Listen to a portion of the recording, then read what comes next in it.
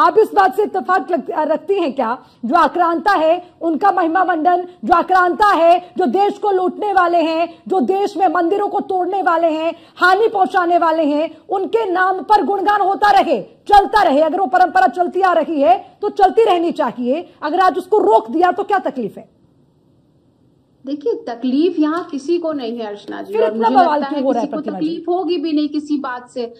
ठीक है, देखिए, हम विविधता में एकता की बात करते हैं और विविधता में एकता के देश में रहते हैं। हमारे यहाँ हर धर्म, हर जाति, हर जो है समुदाय के लोग रहते हैं और बड़े मुझे लगता है सालों से, हजारों सालों से आप ये जो एक अभी ये बात चल रही है, देखिए ये एक जो है इतिहास है और मुझे लगता है हर देश को आगे बढ़ाने के लिए हमें इतिहास को समझना बहुत जरूरी है और नई जनरेशन को भी इतिहास को जानना बहुत जरूरी है कि क्योंकि इतिहास ही वो चीज है जो आने वाली जो जनरेशन, हमारी यंग जनरेशन है, उसे ये दिखाता है कि अगर हमने कितने कष्टों के साथ और कितने स्ट्रगल के साथ ये जो आजादी है इसे पाई है और इस आजादी की सुरक्षा और रक्षा करना हर व्यक्ति का जो है मुझे लगता है कर्तव्य बनता है। देखिए, बात यहाँ पे किस कौन सा मेला कहाँ लग रहा है, आज बड़ी शर्म की बात है।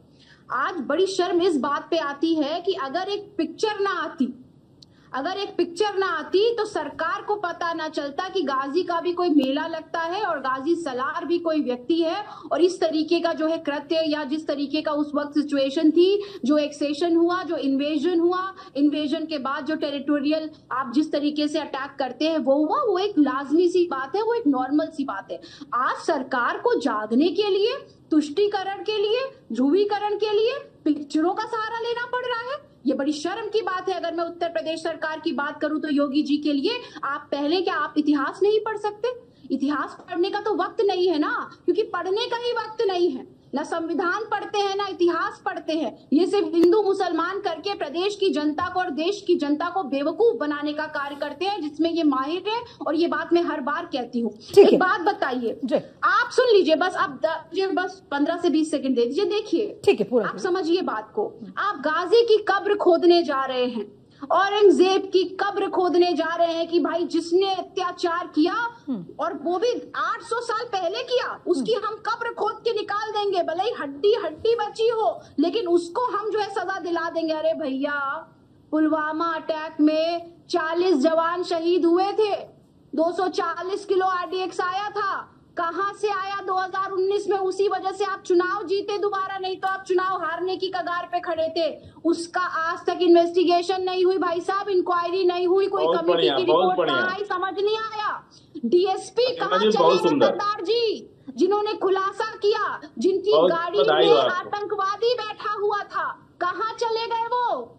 उसका किसी को पता है? नहीं पता। ये आज आप गलवान घाटी में क्या हुआ हमारे सेना के जवानों के साथ, कितनी अभद्रता हुई, उनको मारा गया जूतों से और उस जो है अपने जूतों में कीले लगा लगा के, कितनी बर्बरता की गई उनके साथ। उस पे क्यों नहीं बोले योगी आदित्यनाथ जी और मोदी जी? नहीं बोलेंगे। ठीक है प्रतिमा जी, आपकी बात बिल्कुल वाजिब है। प्रतिमा जी, आपकी बात बिल्कुल वाजिब है। ठीक है, आपने जो तमाम सवाल उठाए वाजिब है। प्रतिमा जी सुनिए ना, सुनिए प्रतिमा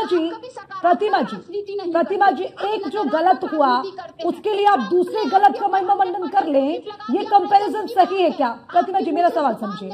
प्रतिमा जी प्लीज। आपके मुंह से जबान नहीं निकली, क्यों?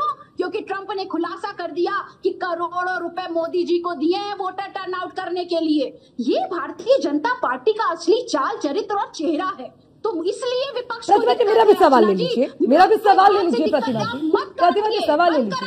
मैं तो कह रही हूँ देश के सारे मेले बंद करा दीजिए आप। अगर भारतीय जनता पार्टी को इतिहास से कुछ सीखना नहीं है, गड़े मुर्दे उखाड़ के इस देश में विभाजन की राजनीति कर रही है। अपने सहयोगियों को भी तो समझाइए, गड़े मुर्दे उखाड़ता कौन है? क्या जरूरत है ऐसे आक्रांताओं के नाम लेने की जिससे लोगों के आस्था को ठेस पहुंचती हो? प्रतिमा जी आप इतनी समझदारी की बात करती है, इस पर भी जवाब दे दीजिए। अरे आपने इतने सवाल उठाए, वाजिब है, सरकार से पूछने चाहिए, वो है जिम्मेदार, ठीक है आप पूछिए, लेकिन उसकी आड़ में आप कुछ ऐसी बातें कह दें जिससे किसी की आस्था को ठेस पहुंचे या माहौल खराब हो। आप इसके पक्ष में हैं? आप इसकी पक्षधर बनेंगी?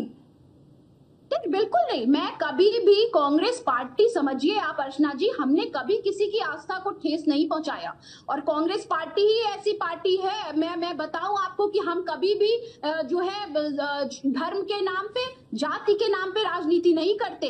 तो फिर अबू आजमी को, लालजी सुमन जी को इस तरह की टिप्पणी करने की आवश्यकता क्यों पड़ गई? तुष्टीकरण की राजनीति इस तरह की टिप्पणी जो हो रही है वो उचित है क्या? उत्तर प्रदेश की जनता को हम विकास के नाम पर वोट मांग रहे हैं, लेकिन उत्तर प्रदेश की जनता सिर्फ सांप्रदायिकता और ध्रुवीकरण की भेंट चढ़ चुकी है। यही वजह है। ठीक है, हम जनता के सामने सच लेके जा रहे हैं, विकास लेके जा रहे हैं, बेरोजगारी लेके जा रहे हैं, महिला सुरक्षा लेके जा रहे हैं, और वो नहीं सुन पा रहे क्योंकि अभी वो होता है ना, आंखों के आगे चश्मा पड़ा है सांप्रदायिकता का, हिंदू मुसलमान का।